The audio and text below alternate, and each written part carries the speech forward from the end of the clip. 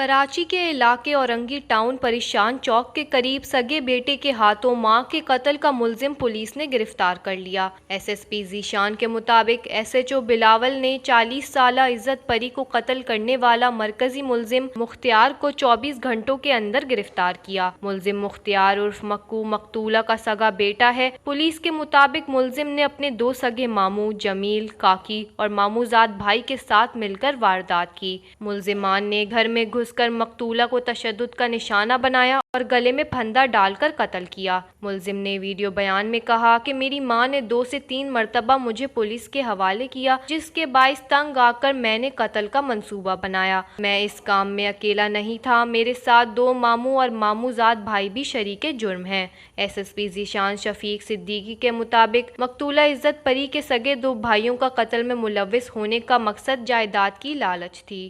وش news, Karachi.